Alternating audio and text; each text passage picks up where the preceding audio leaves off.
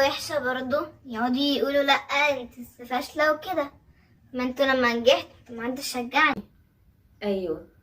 فهو يعني ان انا انجح دي حاجة كويسة، بس ان انا استمر عليها هي صعبة، فمحتاجة تشجيع.